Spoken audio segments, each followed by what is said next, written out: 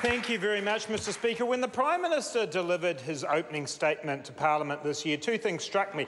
The first was the difference between the speech he delivered in the House and the speech that was published on the Beehive website. The speech he delivered in the House began by taking credit for New Zealand's recent sporting triumphs. Including the Test match? That's right, yeah, he didn't take credit for that, hadn't happened, but taking credit for New Zealand's sporting triumphs, and then following that up with declaring success for the economy. Now, this will come to a surprise for a lot of people because just a paragraph later in the written speech, we learned that the government is now $17 billion short in terms of what they thought they would get in revenue from the budget in 2015. $17 billion short. So this goes along with a record for the national government of great success. Tens of thousands more people unemployed than when they got into office.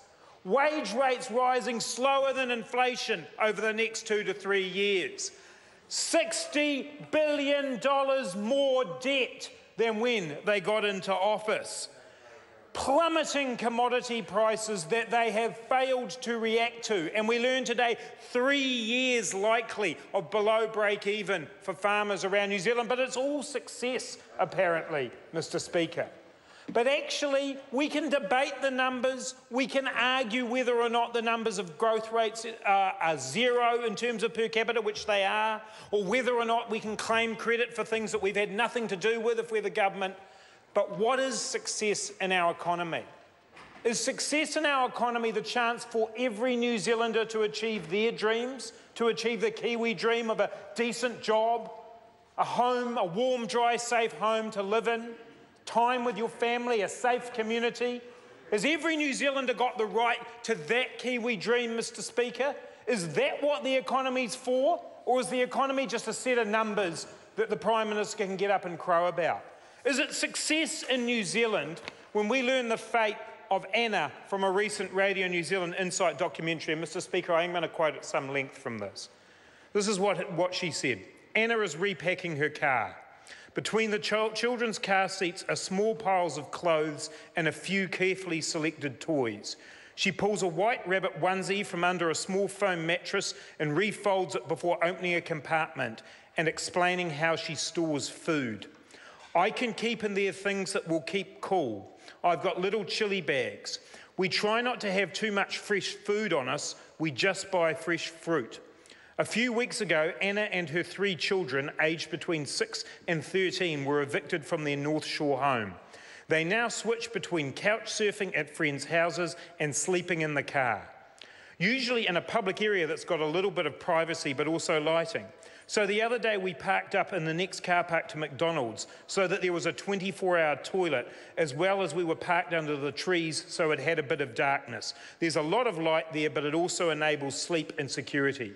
She says rents are phenomenally high. She can't afford a bond. She's got bad credit. The money she makes from owning and running her own business just isn't enough to cover it.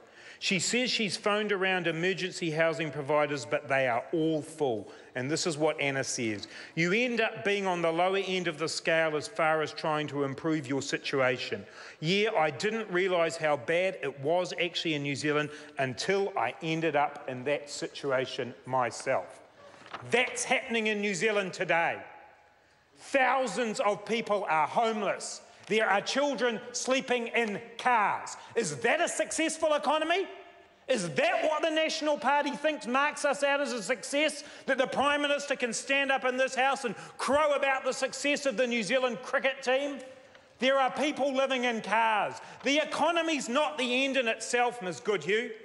Standing up here and saying we've got a growth rate of 2%, 2.2%, 2.4%, does that matter if a family is living in a car and the best we can hope for those children is that there's a 24-hour McDonald's that they can go to the toilet in?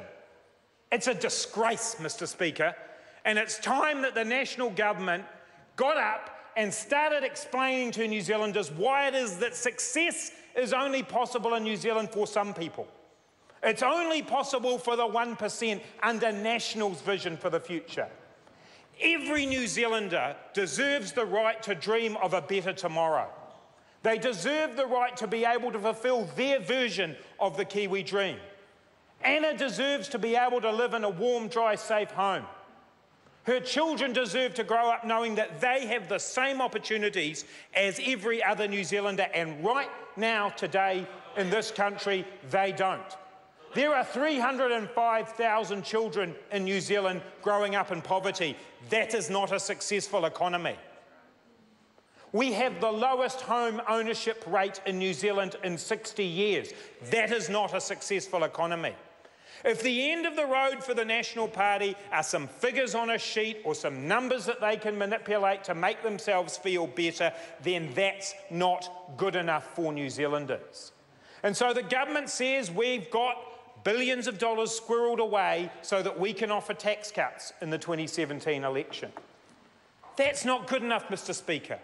What we've got to do from today is invest in the future for New Zealanders.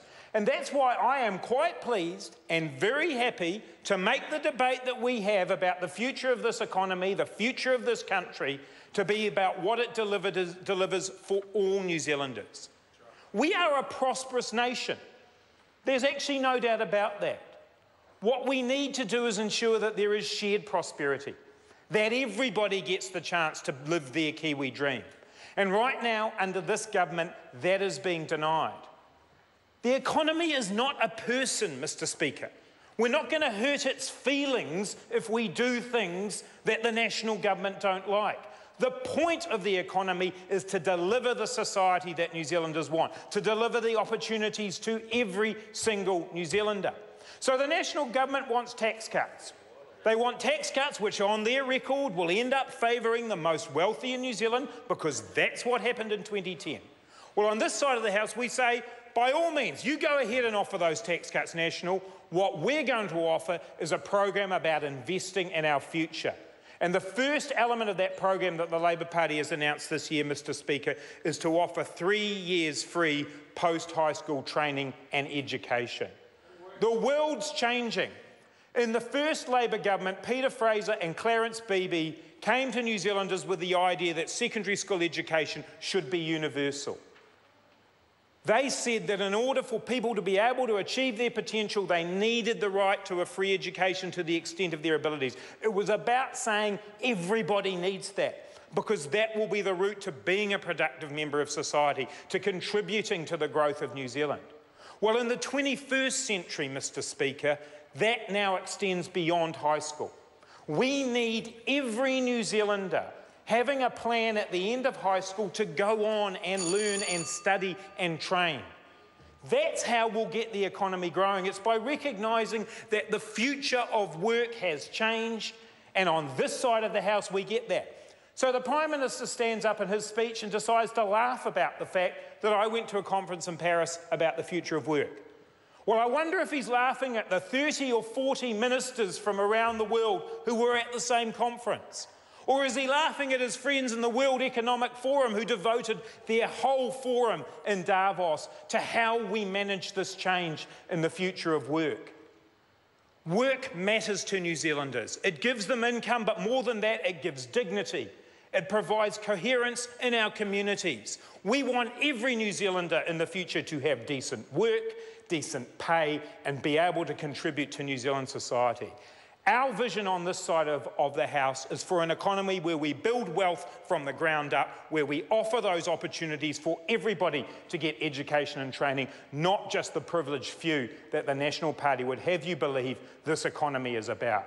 Mr. Speaker, we will be debating over the next 2 years what makes a successful economy. For me, a successful economy is one where everybody gets to share in the benefits, where everyone has the opportunity to achieve their potential. We will only do that if we invest in people and the economy works for people, not the other way around.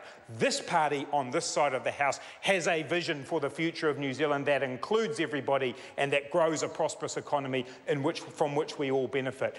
That side of the House want to take credit for other things and stick their heads in the sand. We will see by the 2017 election, they have no vision. This side of the House has a vision for an inclusive, prosperous New Zealand.